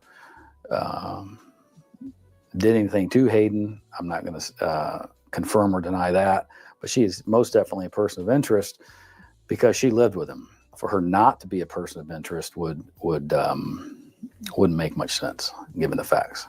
What are the facts? Well, 13 Investigates has been trying to ask Crystal about those for months, and not just through her dad. Hi, Crystal. My name is Bob Siegel. I called and called. Check this out. I just want to follow up on the message that I left you last week. I also texted and mailed her my list of detailed questions, but she did not respond at all. So we decided to go see her in person, 2,000 miles away. I want you to sit back and relax and enjoy this 3-hour, 11-minute flight to Las Vegas. Our search for answers took us to Nevada and a drive through the desert. Going right through the mountains. To the small town where Crystal and her family moved a few months ago. Pretty sure that's her. That's where I finally got to meet Crystal and ask my questions face to face. Hi, Crystal. Yeah, they went all the way to frickin' Nevada. All the way to frickin' southern Nevada. They went, see ya. Uh-huh.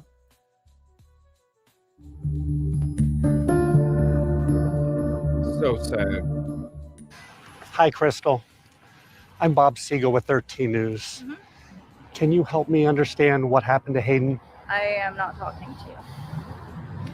Is there anything you can share at all? Anything? I cannot. I would like for you to stop this. We're just trying to get answers to what happened. And I did that with the police. Is there a reason that you won't answer any additional questions? Because I'm not obligated to. And I did work with them.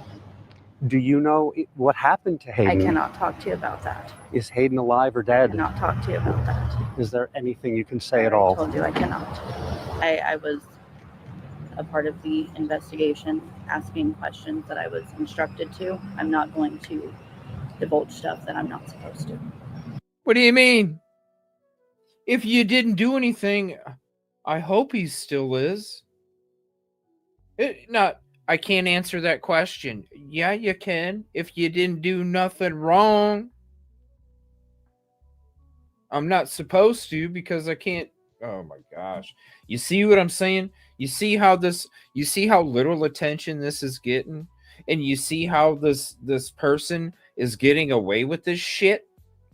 This family is getting away with this shit?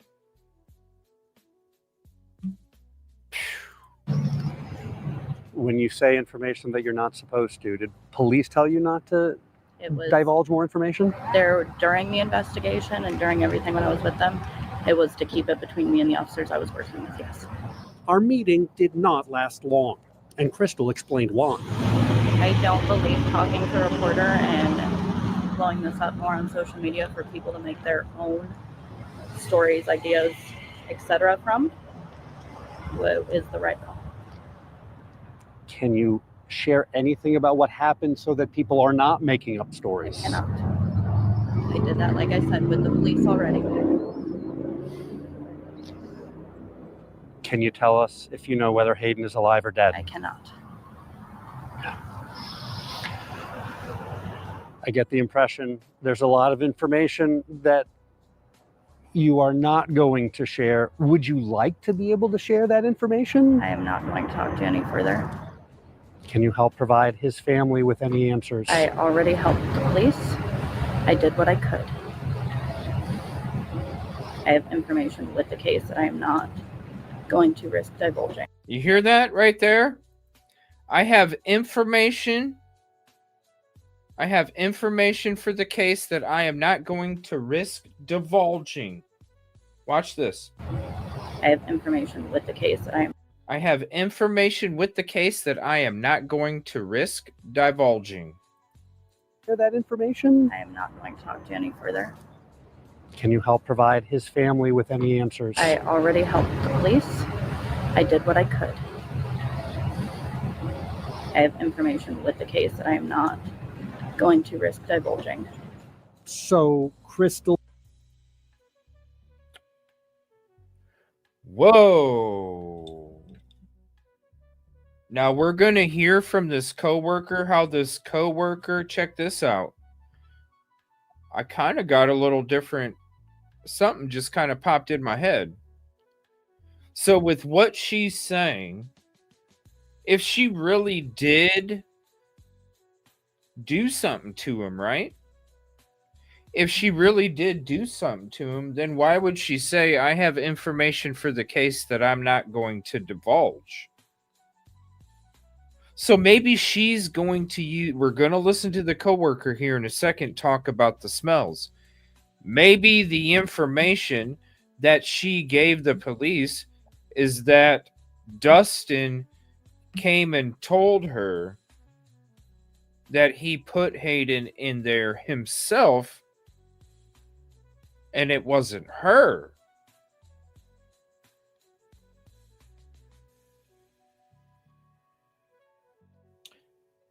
But we're going to find out. He's probably going to ask the police and they're going to find out the truth. So we'll find out. Does she have information for the case that she's not going to divulge? Because if somebody is guilty and that really did take place, then I think that they're handing the guilt off to somebody else. That's why they're saying that. I don't see somebody that's guilty going, yeah, I got information that I can't divulge. That right there is like, well, yeah. We're gonna find out because I think he's gonna ask them questions like, is this true or is this not true? We'll find out. Will she have really done that or not? We'll find out. Provide his family with any answers. I already helped the police. I did what I could. I have information with the case that I am not going to risk divulging. So Crystal does have information. She just won't talk about it. What information does Crystal not want to divulge? Well, multiple sources close to the investigation have confirmed for 13 News what she told police. Those sources agreed to speak with me as long as they would remain anonymous. They say when investigators came to this home back in the fall to search the house and to talk to Crystal, she told them Hayden Manis is dead and that she disposed of the boy's body.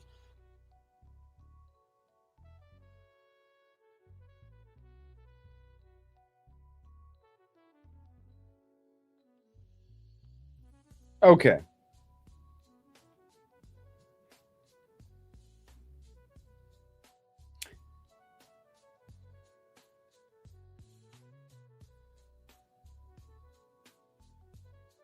Somebody's not telling the truth here. Because that don't make no damn sense. That don't make no damn sense. If she admitted to disposing of it, she would be in police custody right now. If she admitted to disposing the body, she would be in police custody right now. How do you not know this, investigative reporter? Oh, my Lord. That's cool if you don't want to reveal your sources' names. But come on, dude. You gotta have more common sense than that, bro.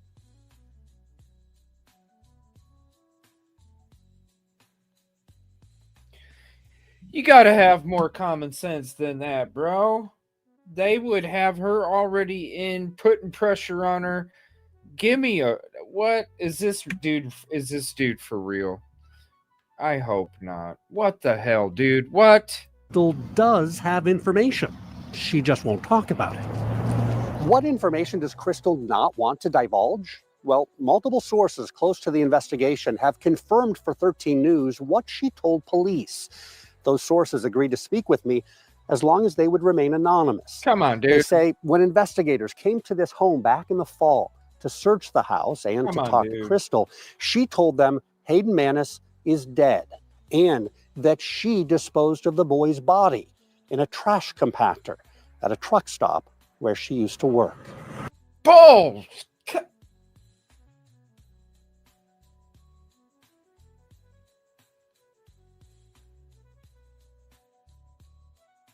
Oh. What is this world coming to? Is this dude for real?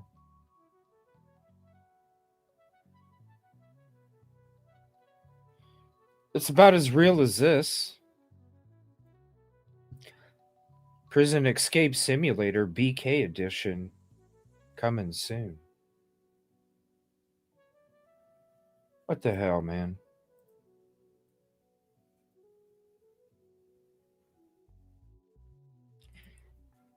Oh, she would already be in police custody. They would already have pressure on her. That dude, okay. This guy's got a BK edition. Whatever, dude. I don't what is how can you even report this? Oh, because it segues into your next statement? Dude. How was anybody supposed to... Never mind, I'm not going to say it. Come on now, dude. You know better than that. You got to know better than that, dude. Come on now. Why do you even have that 30-second clip in here? 13 Investigates has confirmed Crystal worked at several truck stops between 2020 and 2023, including several in Spiceland and this one in Marion. Our sources told us that you told police that you disposed of his body in a dumpster. That is not what I told police. Right. Can you share with us what you did tell police? I have to go to work. I would like for you to stop this. Is there a reason that you won't answer any additional questions? Because I'm not obligated to, and I did work with them. Just to be clear, you're saying you did not dispose of his dead body? I did not say that. You did not tell that to police? Bro, she would be in frickin' custody. I don't understand the... It's just as bad as on YouTube where people are come out with these different connections and shit. It's just like, oh my lord, come on, just have some common sense, people. We're supposed to be evolving, not regressing. And the mentality is regressing. Jeez, come on now, dude. I did not. Again, multiple sources tell 13 Investigates Crystal did tell police she got rid of Hayden's body. And then it was off. Yeah, your sources are going to say, yeah, well, that's what I heard. Dude, I shouldn't. Never mind. I'm going to keep my mouth shut. I don't want to get in trouble again. There's this. They say that you don't forget what a dead body smells like, and I will never. Now, I believe this girl right here. I believe this girl because it's a smell like it's. You don't even know how to describe it. Awful. There's this. They say that you don't forget what a dead body smells like, and I will never forget that smell. It was an awful smell. You can't More on that smell in a moment. First, I want you to meet Amber Roberts. She worked with both Crystal and Dustin. We were working the exact same schedule. They worked together at the Flying J truck stop in Marion. The same year, Hayden disappeared. Hayden, every time Dustin brought him into pilot, he was sweet to all of us. He was never out of line. Crystal and Amber were co-managers who ran the truck stop together. Amber says they quickly became friends. She came in, she was very professional, she was very put together.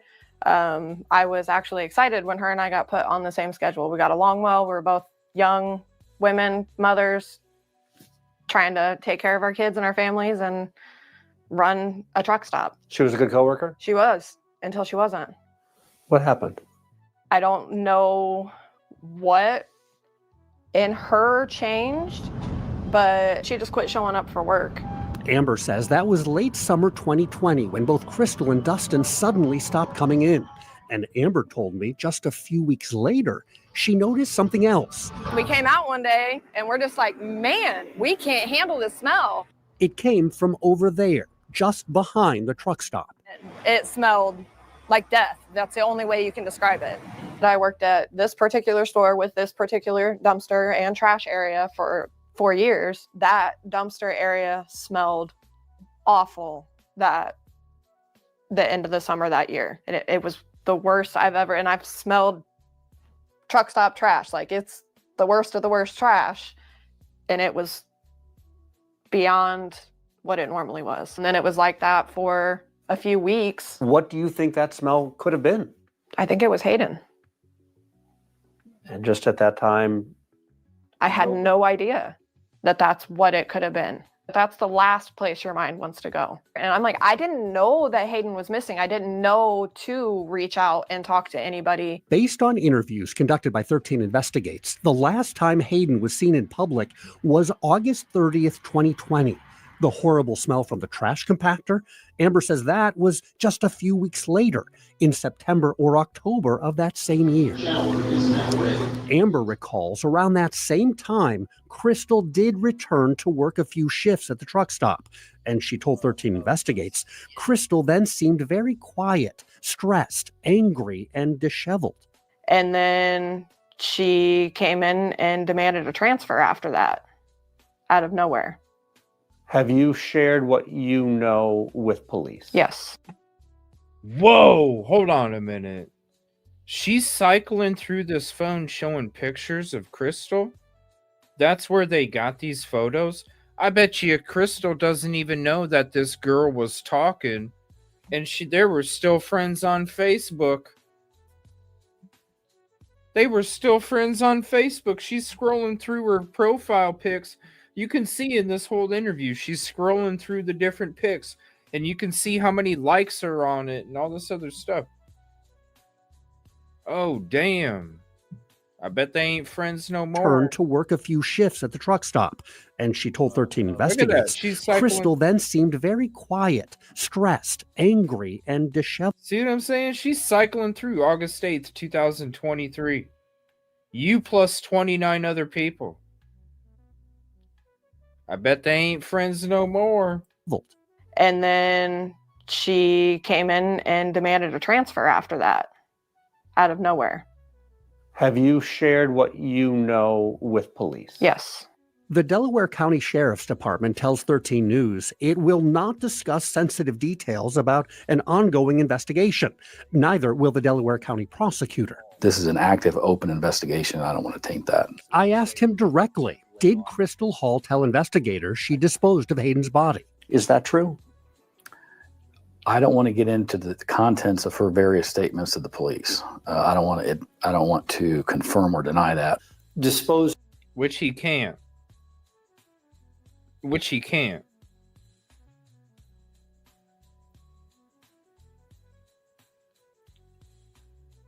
If she really did say that, whether they believed it or not, if she said it, she would have been in cuffs. Get out of here. of a body in a dumpster. Is that a crime? That is a crime. 13. Is that a crime? What the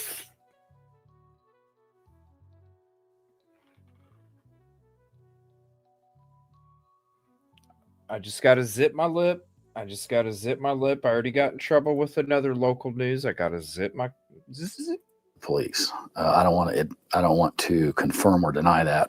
Disposing of a body in a dumpster.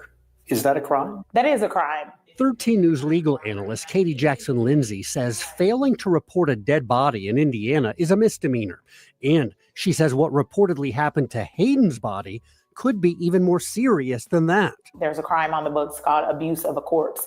And so putting a corpse into a trash compactor would be considered mutilating that corpse. And that is a crime. That's a felony crime in the state of Indiana. If someone confessed to doing that, why wouldn't they already be charged? To the everyday person, it seems like it would be ridiculous to confess to something you didn't do, right? But that can happen, and that does happen. And so law enforcement cannot take a suspect's confession alone as evidence of a crime. They can't, if somebody says, I did this, they can't put you in cuffs?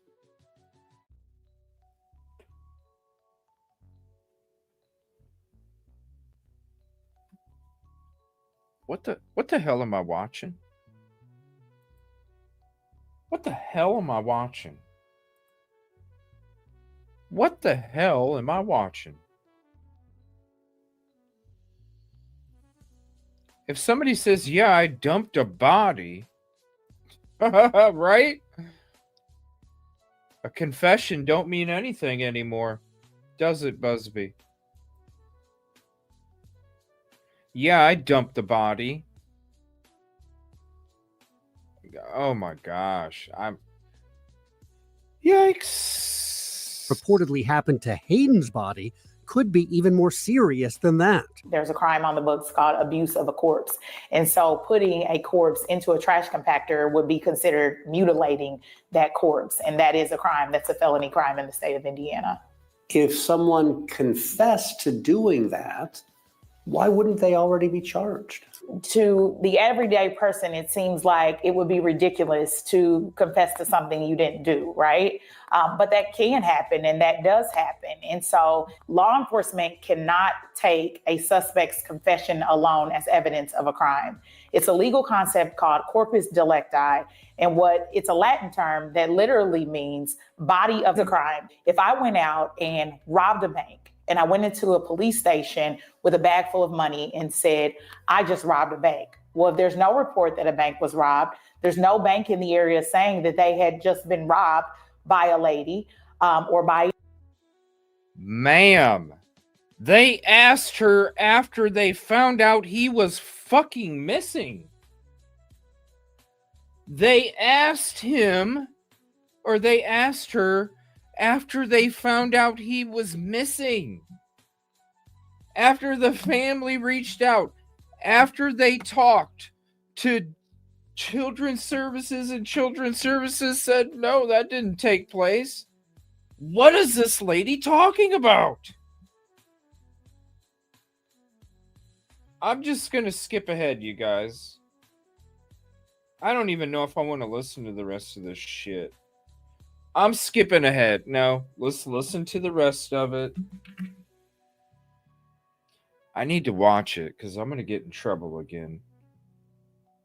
This is ridiculous. This is bull.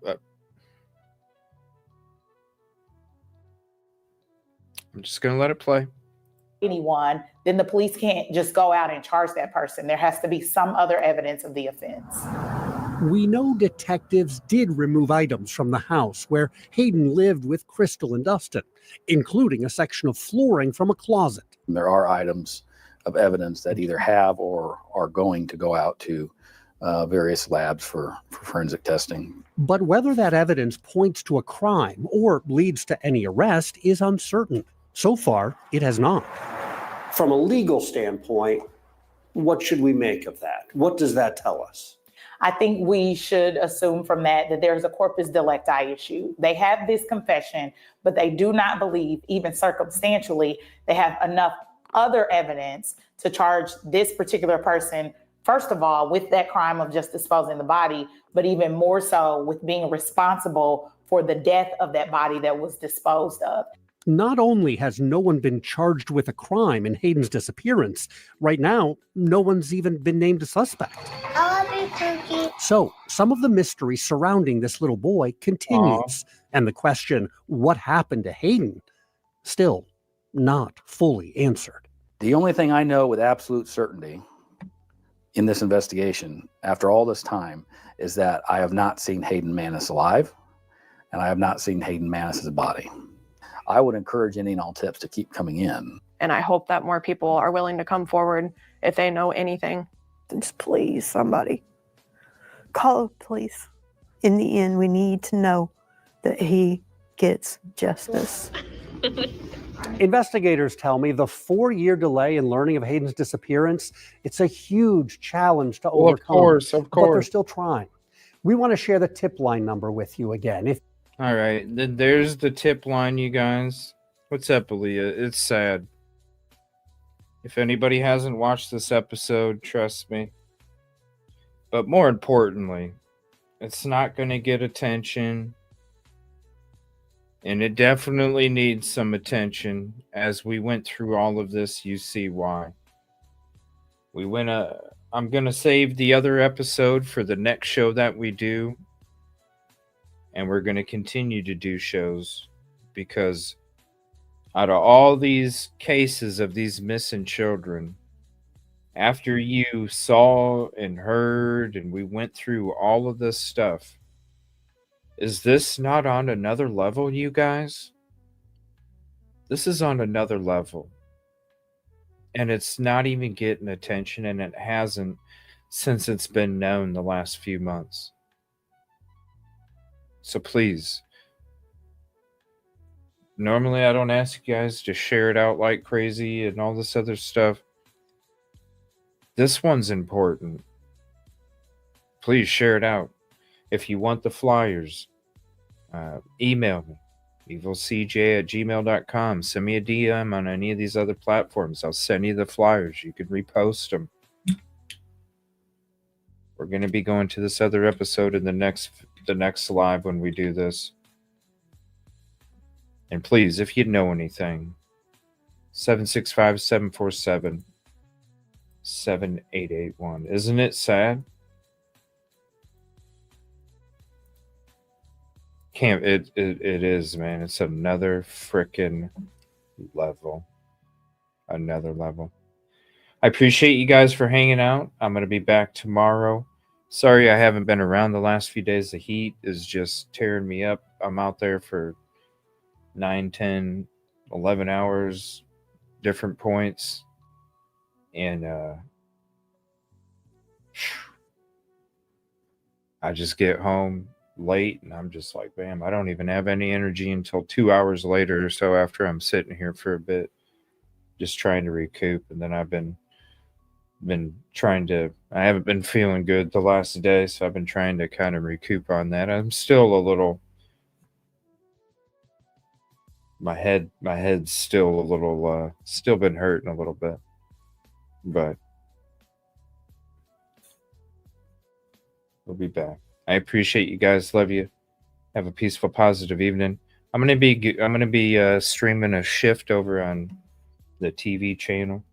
I'm gonna be doing an open patrol live for Tuesday night. If you want to come hang out, click that link. We'll be over there in about 25 minutes, half an hour. And if you're not subbed up, go ahead and sub up. Make sure you're subbed up. Hit the noti bell. We'll see you over here tomorrow. Appreciate you guys very much. We got documents to read.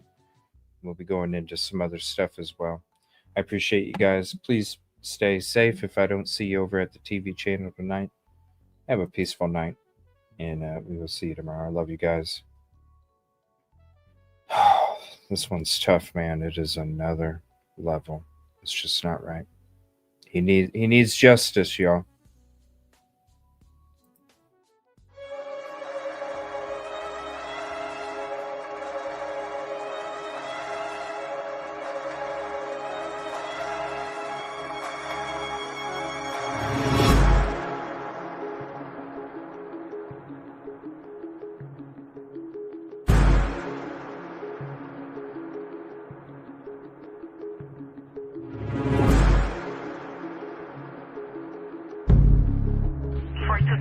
Okay over there?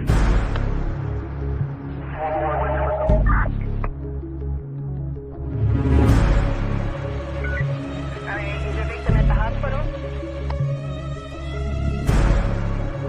Someone shot there. Alright, do you see that take pictures of the, is it domestic related?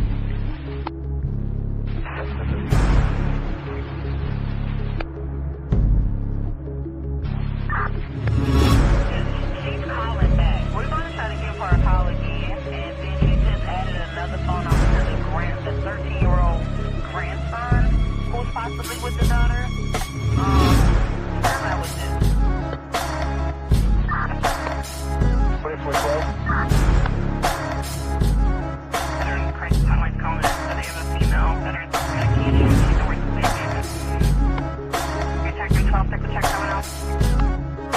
Take one more, 177.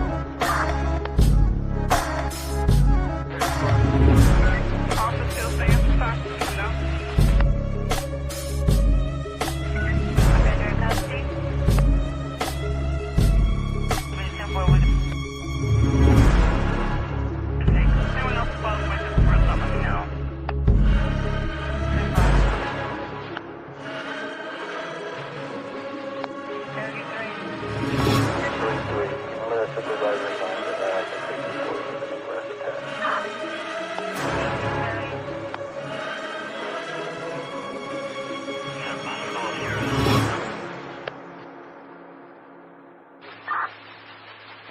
First time out. 10-4.